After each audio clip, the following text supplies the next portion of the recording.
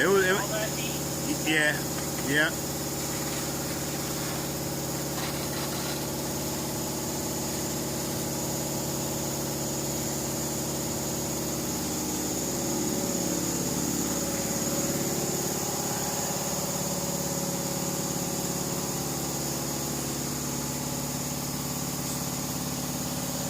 That's why you gotta always do that pre-trip in the morning.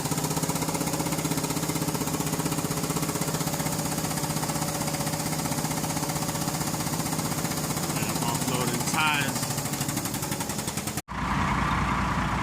I'll just back up to the pile and sit and wait. Sit and wait. And then when they show up, that tells where they want it. We just gonna sit here and we gonna wait.